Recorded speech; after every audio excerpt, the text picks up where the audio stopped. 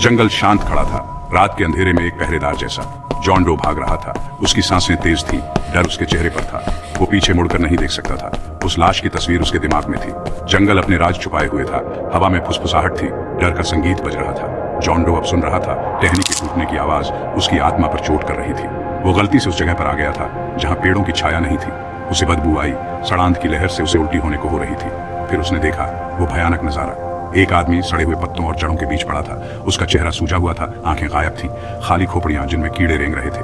John Doe को पता था ये मामूली मौत नहीं थी, ये कुछ बुरा, प्राचीन और भूखा था। जंगल ने खून चख लिया था और उसे और चाहिए था। अंधेरा गहराता गया। जॉन डो आगे बढ़ता गया। उसकी उम्मीद कम होती गई। वो महसूस कर सकता था कि जंगल उसे देख रहा है। उसकी अनदेखी आंखें उसकी पीठ में छेद कर रही हैं। ये उसके साथ खेल रहा था। एक शिकारी अपने शिकार को एक निश्चित अंत की ओर ले जा रहा था, लेकिन जॉन डो ने हार मानने से इनकार कर दिया। वो इस बुरे सपने से बच जाएगा या कोशिश करते हुए मर जाएगा। डिटेक्टिव विलियम सोमरसेट, जो रिटायरमेंट के करीब थे, अपने नए शिकार को देख रहे थे। 7 दिन 7 कत्ल, हर एक पिछले से भी ज्यादा भयानक। एक औरत, दर्द और डर का मुखौटा, वासना का शिकार। सोमरसेट ने थकावट महसूस की। उसने पुलिस में अपने वर्षों में बहुत बुराई देखी थी, लेकिन यह मामला अलग था। यह पागलपन और भ्रष्टता की बात करता था। यह हत्यारा एक कलाकार था। युवा detective David Mills crime scene पर चहलकदमी कर रहा था। मिल्स ने इस केस को खुद को साबित करने का मौका देखा। वो अभी तक नहीं समझ पाया था कि राक्षसों का शिकार करने से क्या असर पड़ सकता है। वो हमारे साथ खेल रहा है, सोमरसेट ने बुदबुदाया। वो चाहता है कि हम उसे ढूंढ लें। वो चाहता है कि हम उसके काम में खूबसूरती देखें। तो हम उसे ढूंढ लेंगे सर, मिल्स ने कहा, और जो उसने किया है उसके लिए हम उसे भुगतेंगे। सोमरसेट ने अपने साथी की ओर देखा। उसने मिल्स के लिए आशा व्यक्त की, लेकिन गहराई से वो जानता था कि कुछ राक्षसों को कभी भी पिंजरे में नहीं डाला जा सकता है। डायनर में उमस थी। हवा में चिकनाई और बासी कॉफी की गंध भरी हुई थी। बाहर बारिश बेरहमी से बरस रही थी। सोमरसेट के सिर के अंदर चल रहे तूफान को दर्शा रही थी। पेटूपन।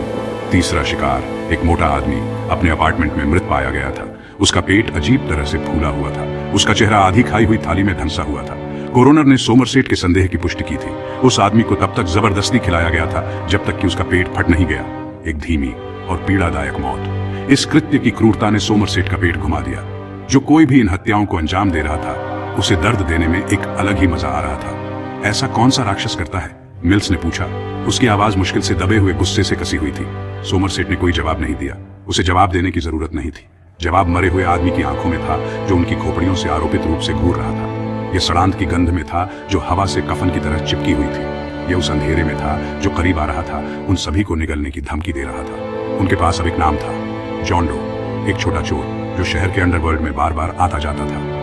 लेकिन नाम का कोई मतलब नहीं था। जो वो कर रहा था उसके लिए कोई स्पष्टीकरण नहीं देता था। सोमरसेट को एक डूबते हुए एहसास के साथ पता था कि जॉन डो सिर्फ एक मोहरा था, एक कठपुतली जो एक और भयावह धुन पर नाच रही थी। भाग 4, लालच का ठंडा आलिंगन। वकील का कार्यालय आलीशान था। सभी पॉलिश किए हुए महोगनी और चमड़े से बनी किताबें, आदमी की सफलता और उसके मुवक्किलों के पापों का प्रमाण। वो फर्श पर पड़ा हुआ था। उसकी आंखें खुली हुई और खाली थीं। उसका शरीर चाकू के घावों से भरा हुआ था। सोमरसेट ने देखा कि हर घाव उथला था, सावधानी से लगाया गया था, जैसे कि हत्यारे ने आदमी के दर्द का स्वाद छका हो। उसका पाप, लालच। सबूत एक लूटपाट की ओर इशारा करते थे जो गलत हो गई थी, लेकिन सोमरसेट बेहतर जानता था यह कोई साधारण अपराध नहीं था।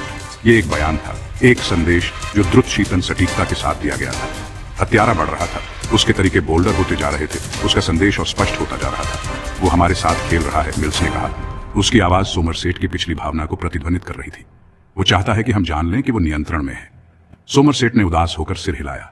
उसने कभी इस पर शक नहीं किया था। यह उनके शिकार के लिए एक खेल था, बिल्ली और चूहे का एक भयानक खेल, और वे ही थे जिनका शिकार किया जा रहा था। दबाव बढ़ता जा रहा था। प्रेस का दिन अच्छा चल रहा था। हत्यारे को द सिन ईटर करार दिया और शहर को उन्माद में डाल दिया। लेकिन सोमरसेट को जनता के डर में कोई सुकून नहीं मिला। वो जानता था कि डर एक खतरनाक हथियार है जो फैसले को धुंधला कर सकता है और जल्दबाजी में लिए गए फैसलों की ओर ले जा सकता है। वो उसे अपना बादल नहीं बनने देगा। वो इस हत्यारे को ढूंढ निकालेगा, भले ही वो उसके जीवन की आखिरी चीज ही क्यों ना हो। भाग 5, आलस्य की खामोश पीड़ा।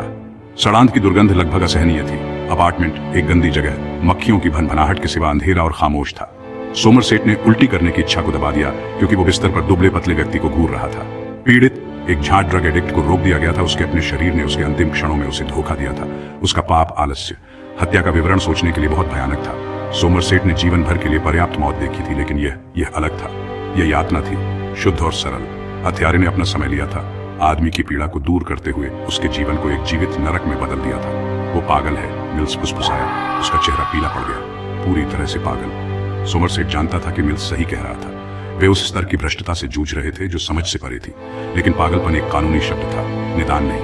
और अभी उन्हें जवाब चाहिए थे, लेबल नहीं। हत्यारा एक संदेश भेज रहा था, इतना तो सोमरसेट को यकीन था। लेकिन वह क्या था? इन यादृच्छिक पीड़ितों को किस चीज ने जोड़ा? और वो आगे कौन सा पाप चुनेगा? सवालों ने सोमरसेट के पेट को कुतर दिया। हर गुजरते घंटे के साथ डर की गांठ कसती जा रही थी। उनके पास समय कम था, वो इसे महसूस कर सकता था। और सबसे बुरा आना बाकी था। Subscribe to Explained Movies for the second part of this thrilling analysis.